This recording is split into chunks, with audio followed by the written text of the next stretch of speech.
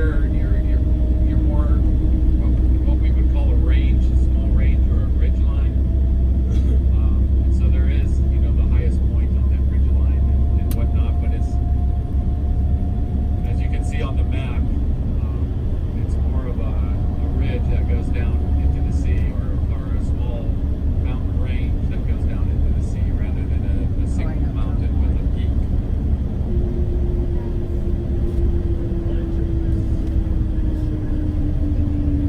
Yes, so the showdown on Mount Carmel, the famous showdown between Elijah and the prophets of Baal, which of course gets Elijah in trouble with Jezebel, and he flees for his life. So the traditional place for that is once we get up into the Valley of Armageddon, and then to our left, towards the west, back towards the sea. Valley of Armageddon, or Valley of Jezreel.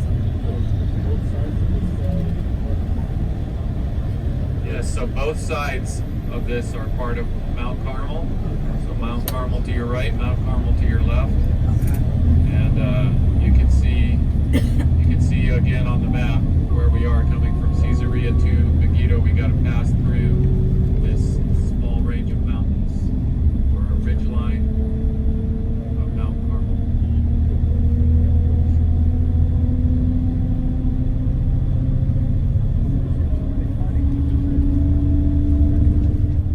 Well, they're not so much around here because this is just borders today, but if it was, And then it restarts over that way. yep, they were going. Yeah, but this way.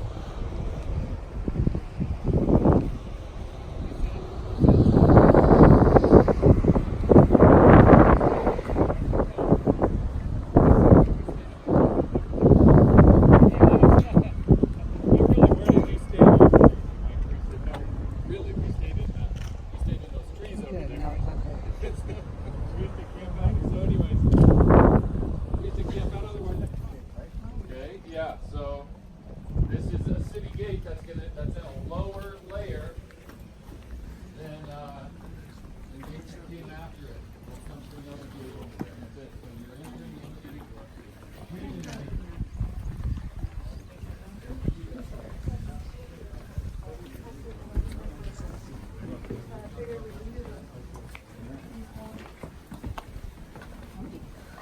Yeah.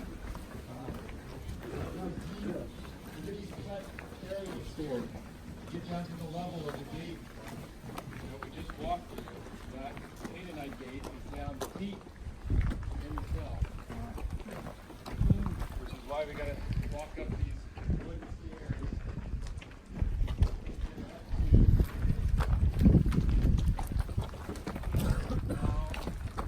Israelite gate. So our cities. Okay, so look at where we just walked through is down there. The Israelite gate. See that? Which one is older? The one that is deeper. The one that's higher is later in time. Solomon built this gate, yes. 1 Kings 9:15. It's a lot nicer work too. It says that he built up 3 sites. He built up Hatzor, we're going to be there, we're going to see the gate there. Here at Megiddo, we're going to see Solomon's gate, and then Gezer, we're going to be there too. We're going to see all 3 of the cities that 1 Kings 9:15 says he built up.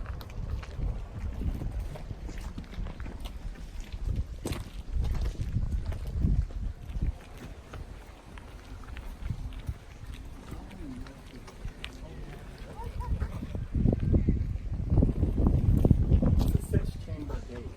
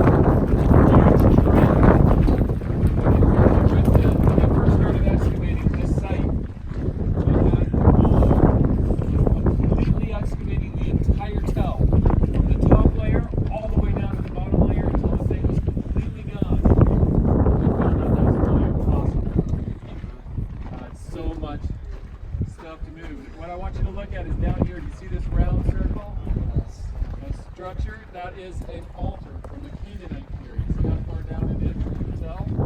They excavated that and were for sacrifices. You can see the structures, see the building, monumental building structure in front of it, to the right of it. This is the temple building, and that's the altar in front of it. And you also see some skips coming up onto the altar. See that? But the human bones or animal bones? Animal bones. Oh, sheep, goats.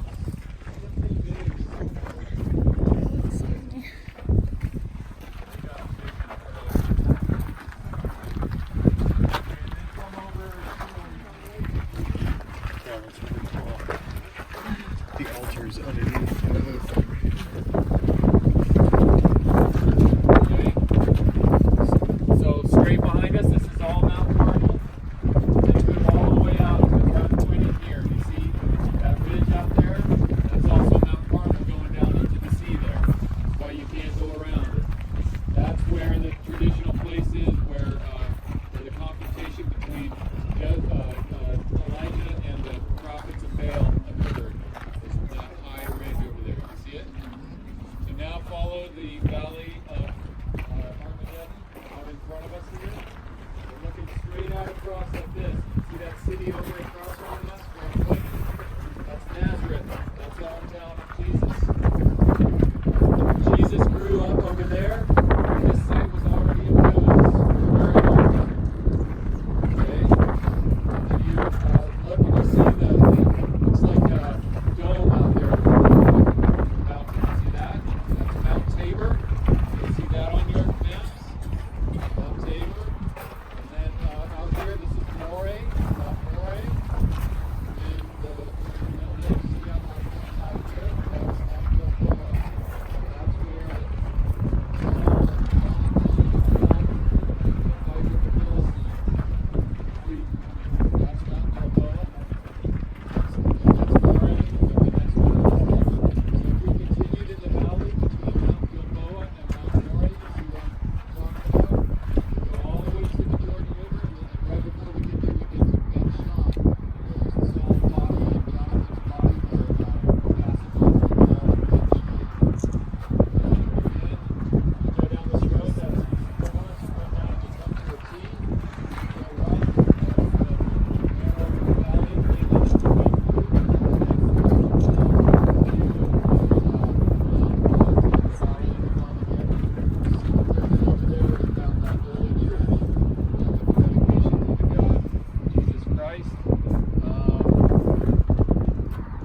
so now let me read. Read Revelation 16, which is what Scripture says will occur. The great river Euphrates, its water was dried up to prepare the way for the kings from the east.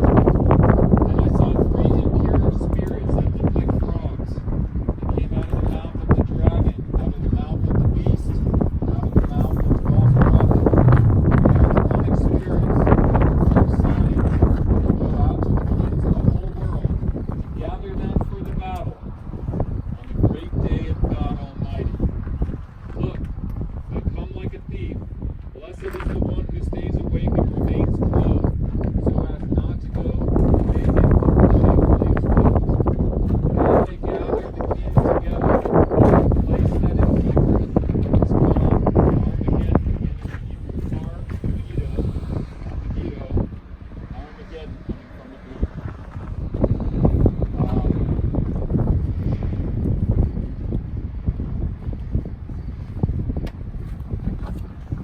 Now 19, verse 19 says this, Then I saw the beast, the kings of the earth, was gathered together to make war against the rider on the horse and his army. But the beast was captured, and with it the false prophet, who wrote the signs on its back.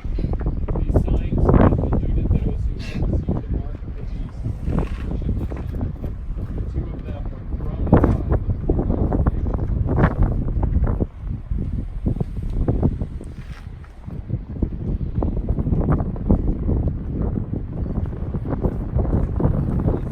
been to today that hasn't been destroyed by the Assyrians is Caesarea. Does anybody know why? Unless we built it.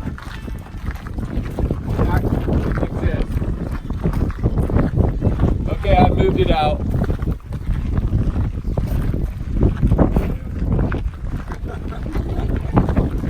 That's much better.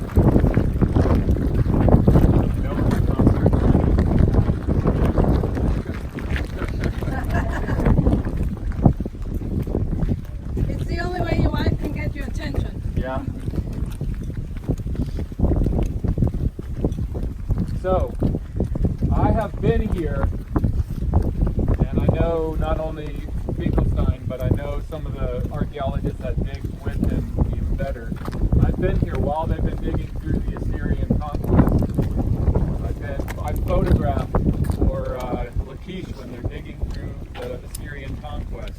It is dramatic. I was here one day, and my friend who's an archaeologist, her area that she had,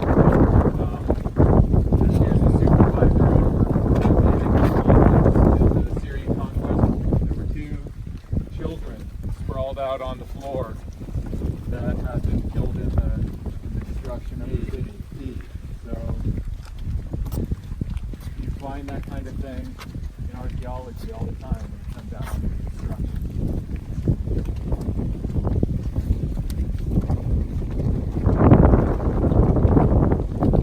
Deep hole in the ground with the staircase going winding around it. This is a silo for storing grain.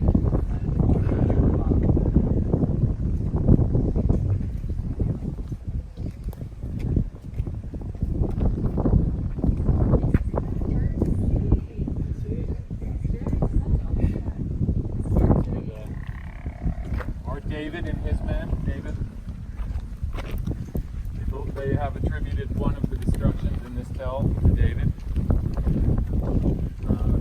Even though the Bible doesn't say specifically that he took Megiddo, he took a lot of area, so it's assumed that Megiddo was one of them. Solomon, when he built up this city, he built it up as one of his chariot cities. And that's where we're heading now. It's over to the evidence that was found that supports that. But if your city is laid under siege, you need 2 things in your city to withstand a siege, other than really good, strong walls. You need food, which is where we were just looking. And then you need water, a water source, which is where we'll go next. Do we have time to go over here and look at these? Yeah, I'll go. I'm gonna check the water system. Okay. Okay.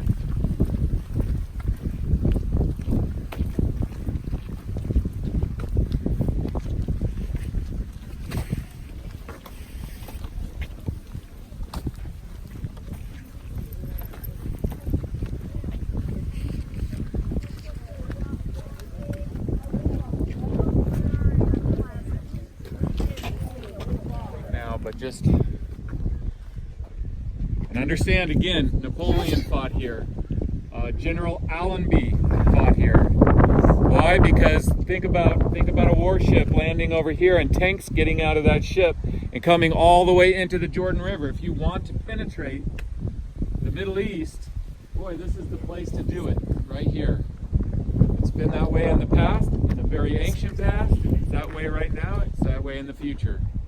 Does that make sense? We get lined up here.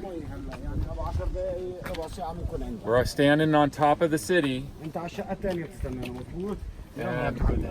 we got to go all the way from the top of the city. We got to dig a hole all the way down to where the water is. Why do we have to do that? We have to have water. Even during the siege.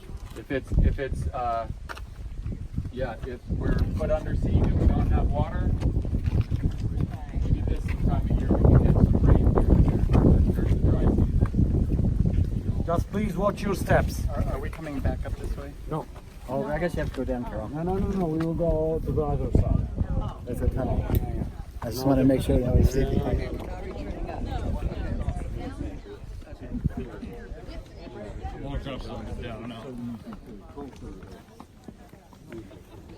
This is a good question. The question is, why did they stop using Megiddo for the site? And there was a particular invention that was invented that caused cities to move off their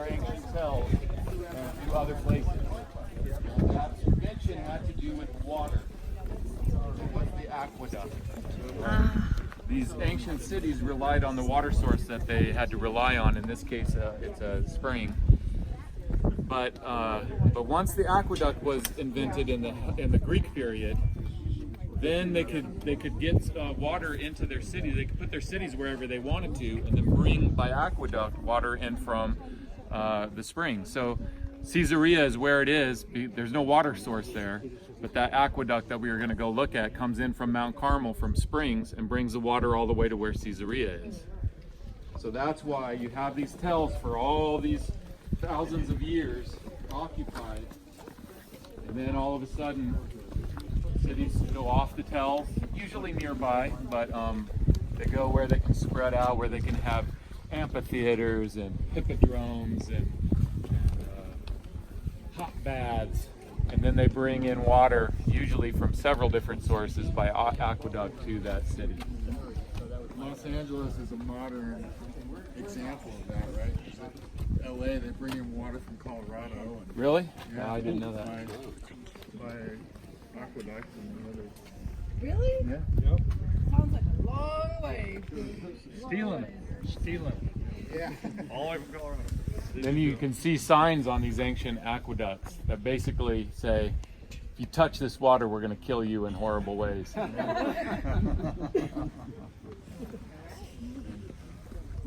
places here. You can have How important water is.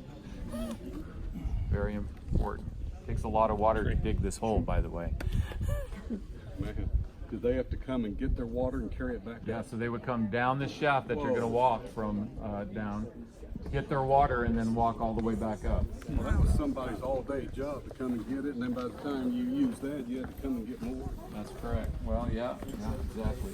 They spent their whole day hauling water. They did not take American showers back then.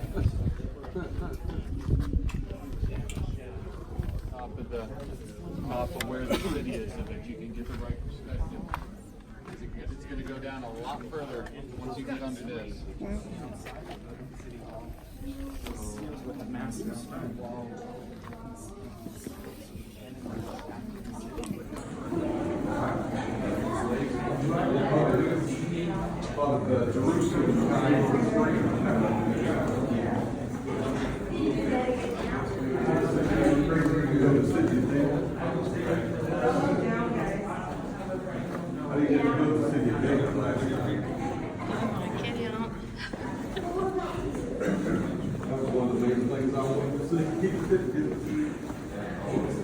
And they've done a lot of work on sending some pictures and videos and stuff. They really got it fixed up nice for people to go through and check things out.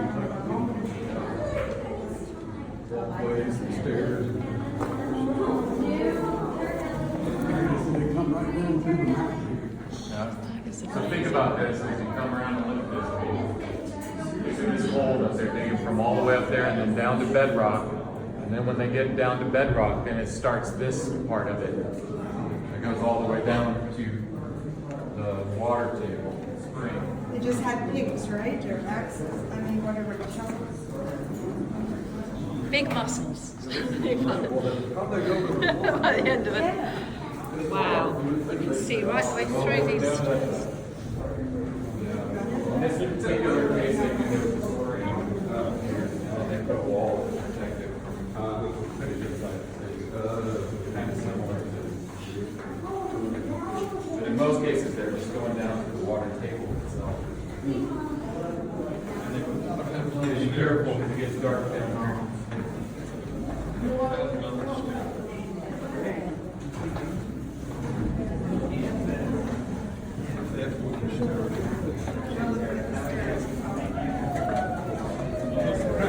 Please say that to the love.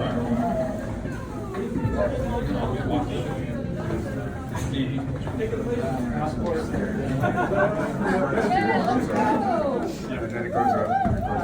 They're going straight. Thank you. Okay, we have to finish before the next book. Okay, very briefly. You two there. They are unlicensed. They're licensed. Somewhere up here, I think, right before you go up, there was a pool of water, and I reached down. Well, there's some right there. I remember reaching down and stirring it with my finger. say I did.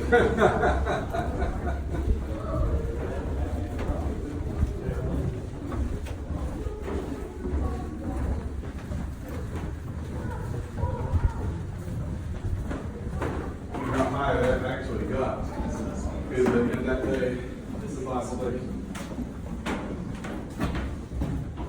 Yeah, here, I think it's right. They got more stuff here than last time out. Well, the water level right now is much better. This is the highest I've ever seen it actually here because of all the rain. Yeah.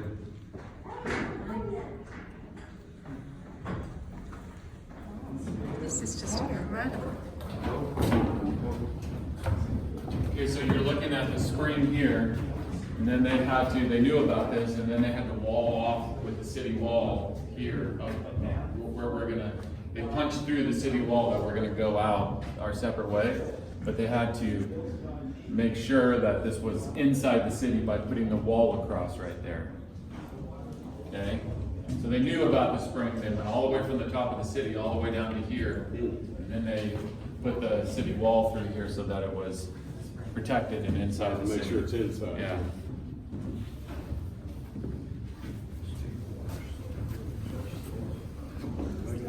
I've seen in here is because of all the rain that we've had, but yeah, it was.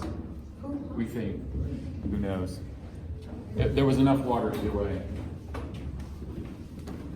So, very, very important for a fortified city. You gotta have a water source. Mm-hmm. You gotta have a water source that will last you in case of a siege. Especially if you're in a city like Megiddo that gets laid under siege all the time. It is the second most destroyed city in the world.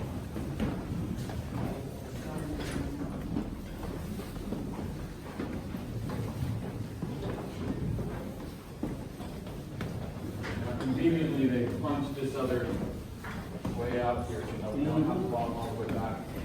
So It's not in here, they didn't have to go so deep over there. we're going up some stairs. They're not nearly as high as what we're seeing now.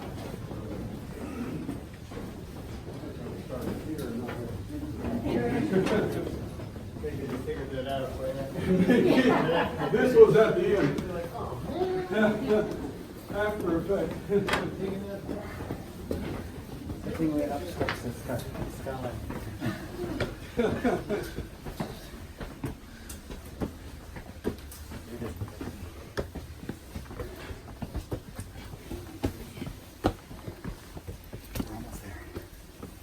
Almost there.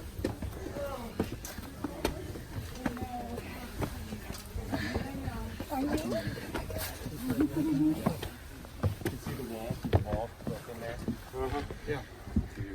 Fortify that in, and that would be buried. You know how it says in the Bible that he buried the Gihon spring? Yep. They just wanted to keep it away from the Assyrians. Right. That's what they did here. They knew where that spring was. They accessed it from inside, sealed it off, so that it's inside the city. We're gonna seal this tomorrow. It's so convenient that nobody can poison it. The what? I said it's also convenient that it's inside the city so nobody can poison your water supply. Yeah. And you can see how far they had to dig down. It'd be crazy to steal that. You know, to access that to make the tunnel so that tourists could go out this way. Oh, look at that, so beautiful. Just we don't capitalize